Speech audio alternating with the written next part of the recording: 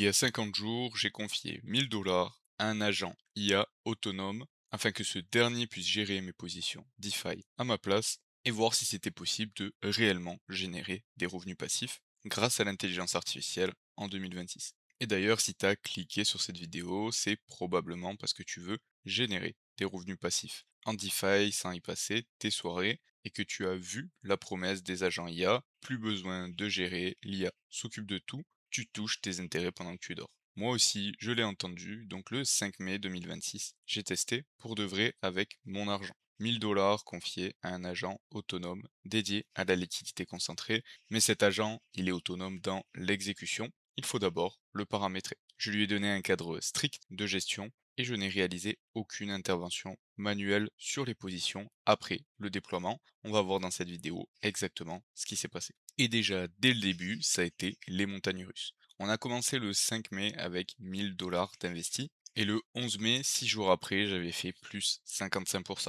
La TVL de mon agent IA autonome était déjà à plus de 1550 $. Mais seulement 4 jours après, on était de retour à la case départ le 15 mai avec environ 1000 $ de nouveau, 1016 $ et 99 centimes exactement. Donc après ça, j'ai vu qu'il y avait un réel potentiel avec l'appréciation qu'on avait connue, mais que c'était trop volatile, pas assez constant et certainement pas fiable. Donc quels étaient les paramètres que j'avais définis pour cette première phase sur l'agent autonome? On va regarder ça de suite. Donc pour vous expliquer un petit peu, le but avec cet agent IA autonome, c'était qu'il gère mes positions court terme, celles qui demandent beaucoup de gestion et des actions répétées, que ce soit de nuit comme de jour. Le but ici étant que j'allais pas demander à un agent autonome de gérer mes positions qui sont déjà passives et sur lesquelles je viens faire de la gestion une fois tous les 2, 3, 4 semaines. Ça n'a aucun intérêt, ça ne me ferait pas gagner du temps et je préfère garder la maîtrise et la pertinence sur ce genre de stratégie.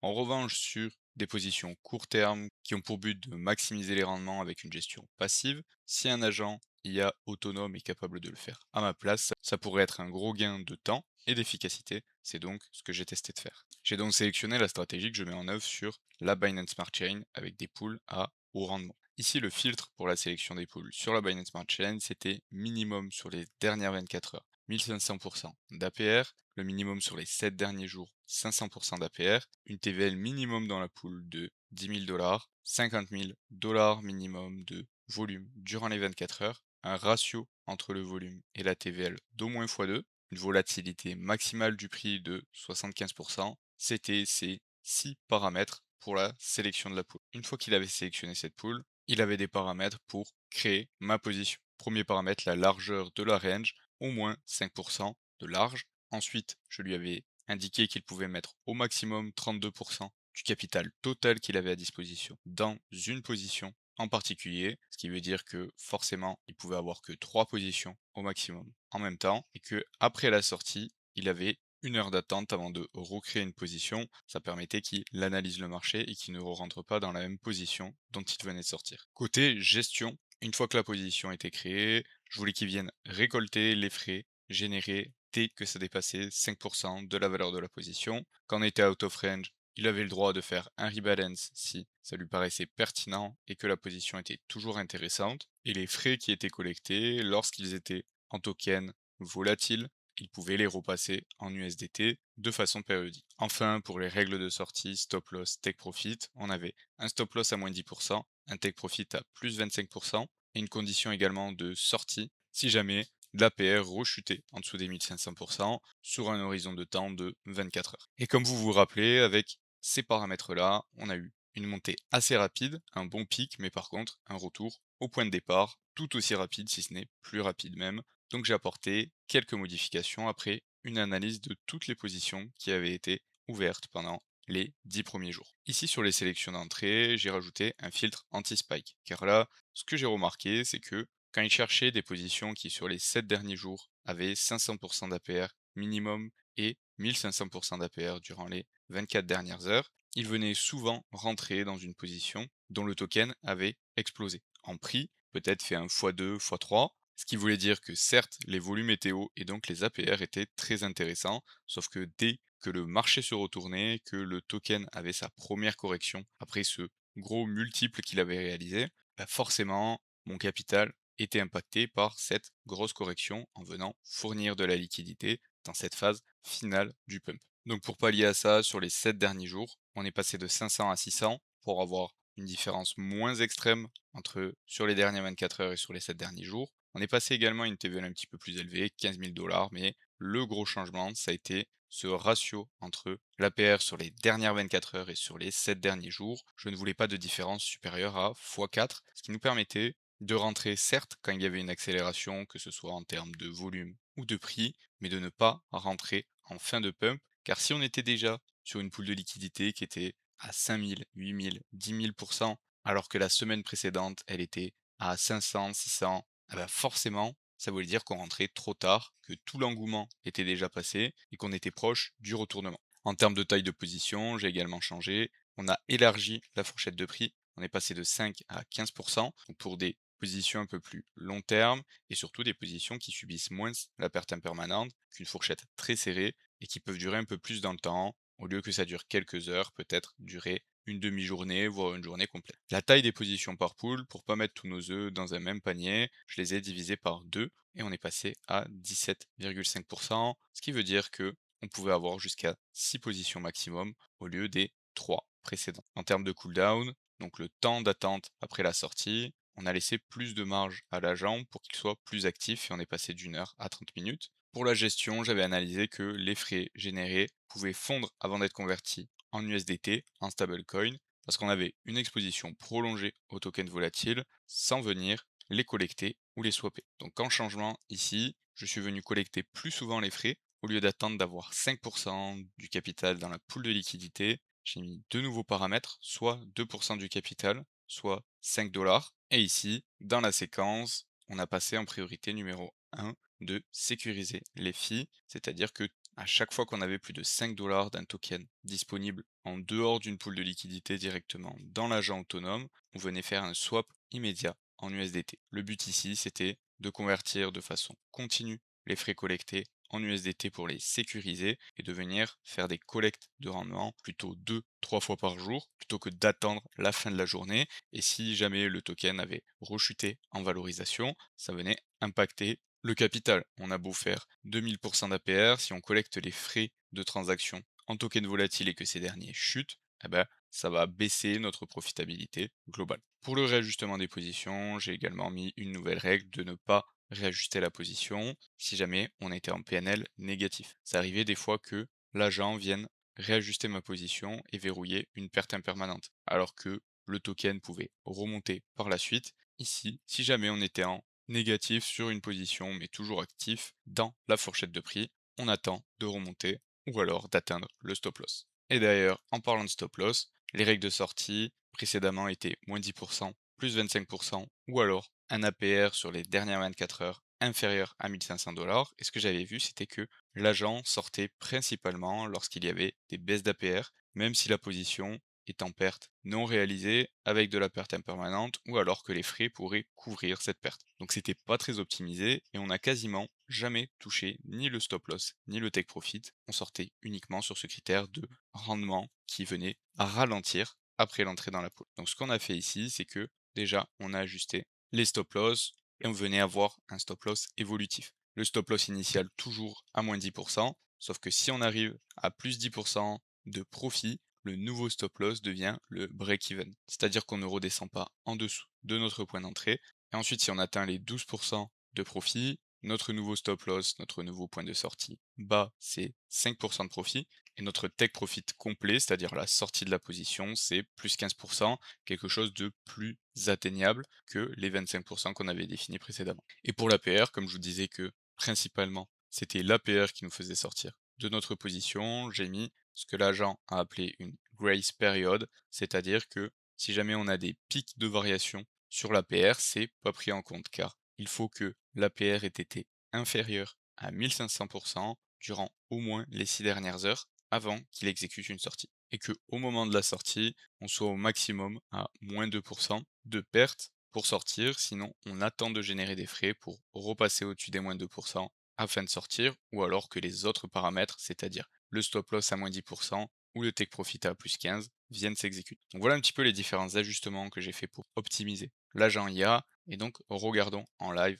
ensemble les résultats qu'on a eus. Donc nous voilà sur l'interface de mon Volt, Pyro BSC Degen, et comme vous pouvez le voir, eh ben, on est encore pire qu'avant, on est en perte de plus de 400 $ par rapport au capital investi initialement, et si on regarde la charte de prix, on peut voir l'investissement initial au 5 mai, le pic que je vous avais évoqué vers les 1550 $, et ensuite le retour à 1000 $, sauf que après ça a été la descente aux enfers, et on n'est jamais remonté. On a fait un plus bas à 475 $ et on est actuellement un petit peu remonté, on a retouché les 600 et là on est aux alentours des 595. L'agent est toujours actif. Si on va regarder, on peut voir qu'on a différentes positions qui actuellement sont toutes en profit. Et c'est vrai que depuis le plus bas des 475, on a commencé à générer un petit peu des profits. Je continue à laisser tourner parce que j'avais mis un montant plutôt modeste et j'ai envie de voir comment ça évolue. Et on peut voir si on regarde l'historique que on a quand même un agent qui est très actif. Toutes les 2-3 heures au maximum, il vient réaliser des actions et vous pouvez voir que j'ai plus de 200 pages d'actions avec sur chacune d'entre elles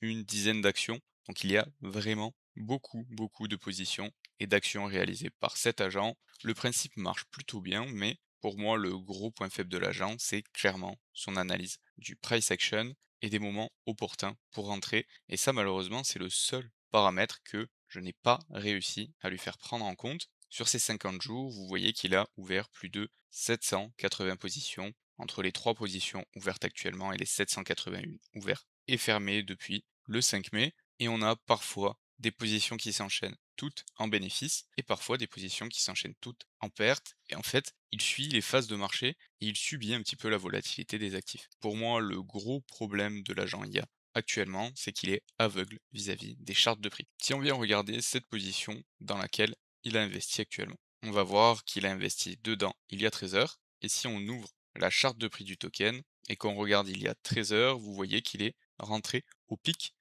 de prix, voire pendant la chute. Si vous étiez, vous, un investisseur, quel que soit votre niveau d'analyse technique, et que vous voyez un token qui vient de faire plus 50% dans les dernières 24 heures, même pas ici dans les dernières 16 heures, que vous voyez des signes de faiblesse, la dernière bougie, on avait déjà eu un gros retracement avant de venir fermer légèrement dans le vert, qu'on voit une perte commencer à s'initier, ça n'est clairement pas un token où on va venir rentrer et investir. Pourtant, ici, l'agent sait exactement l'endroit qu'il a choisi pour déposer son capital. Pourquoi? Car tous les autres paramètres que je lui avais définis pour la sélection d'entrée, la TVL de la poule, le ratio entre le volume et la TVL, l'APR sur les derniers 24 heures ou les derniers 7 jours, tous ces critères-là étaient bons et du coup c'était un feu vert pour lui. Donc il est rentré de façon aveugle, sans prendre en compte le price action, donc l'évolution du prix et comment ça pouvait impacter la valorisation du token et donc la valorisation du capital qu'il allait investir dans la pool. Et ça, quoi qu'il arrive, actuellement, l'agent IA, quelles que soient les instructions qu'on lui donne, si on va dans la Gen config, vous pouvez voir qu'on a pas mal de configurations à lui donner, et après on a le prompt entier qui fait des pages et des pages que je lui ai donné, et que c'est dans ce dernier que je lui définis tous les paramètres que je vous ai évoqués. Ici notamment, la volatilité maximale, l'APR sur les dernières 24 heures, l'APR sur les 7 derniers jours, la TVL, etc. Et tout ça, à partir du moment où ces paramètres sont validés, ils rentrent dans la position. Et donc là, on se retrouve à avoir de la chance. Et comme l'APR était très élevé, on a des rendements qui ont couvert la perte. Mais vous voyez qu'on est en profit de 1,46 $ au bout de 13 heures, alors qu'on a un APR aux environs des 1600 $.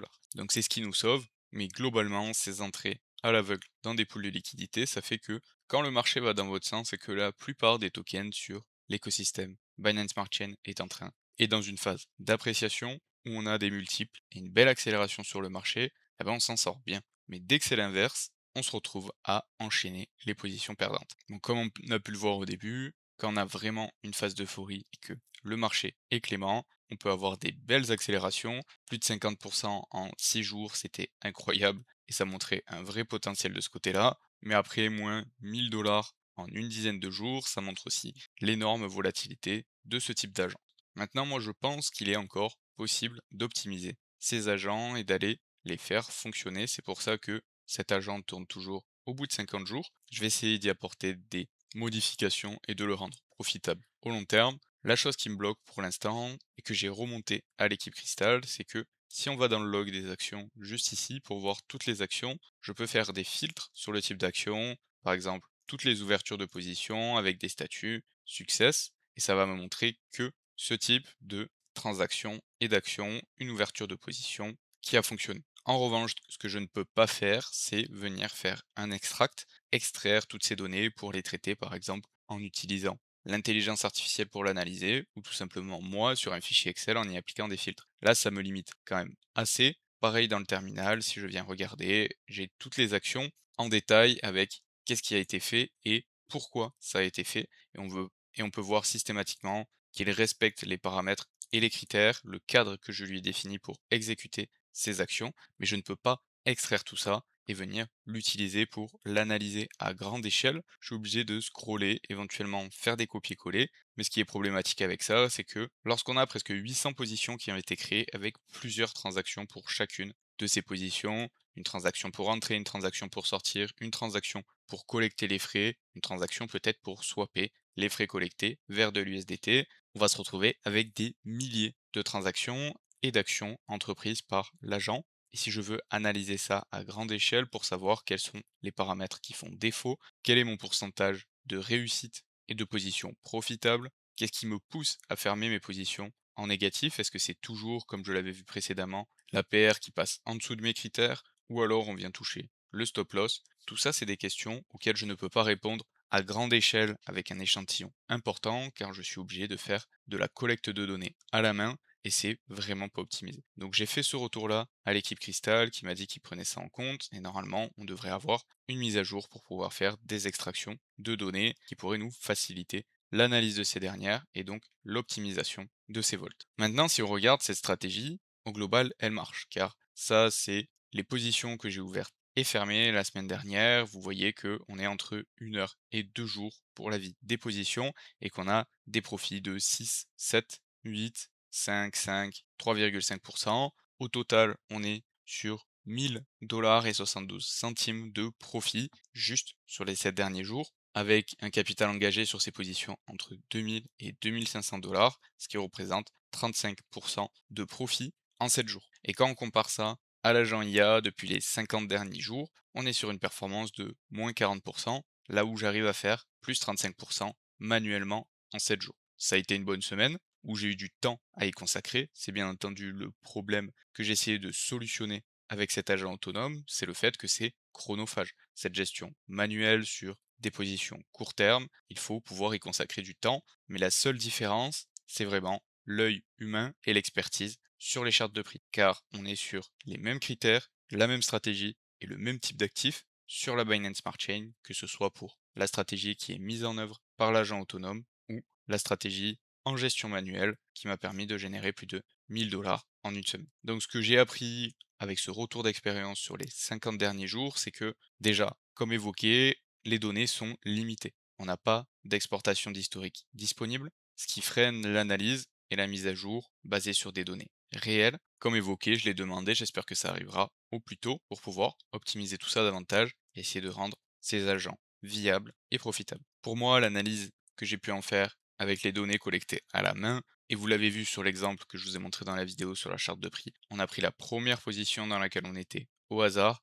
et on a vu que malgré tous les paramètres que j'avais mis, malgré le critère anti-spike que j'avais défini, on se retrouve quand même avec un agent qui agit pas mal à l'aveugle. Il a aucune notion de price action, d'où le prix se situe sur la charte actuellement et des potentiels retracements qu'on peut avoir derrière. Il ne prend en compte que les critères qu'on lui a donnés et malgré que je lui donne des critères anti-spike, des critères de volatilité maximale sur les tokens, on se retrouve tout de même avec des points d'entrée qui sont suboptimaux. Donc un humain expérimenté qui sait déjà le faire garde un avantage, un edge sur un agent autonome à ce jour. Et en plus, la troisième chose, c'est comme vous l'avez vu avec tout ce qui est nécessaire de paramétrer pour l'agent IA, toutes les instructions qu'il faut lui donner, il est nécessaire dans tous les cas de savoir le faire avant de pouvoir le déléguer. Car pour paramétrer soi-même son agent, même si ces derniers s'améliorent au fil du temps, il faut quand même savoir le faire soi-même pour lui donner des paramètres pertinents, des critères et un cadre le plus optimisé possible, car quelles que soient les capacités de l'agent,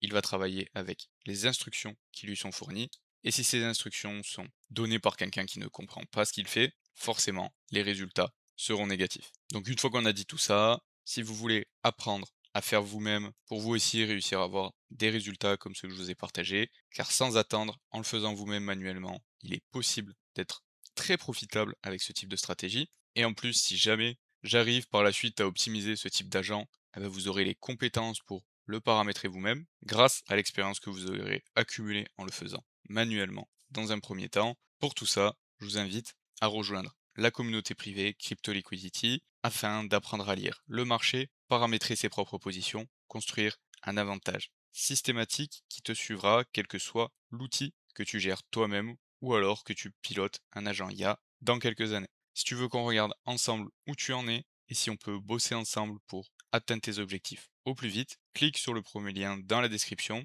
réserve un appel et on en discute ensemble.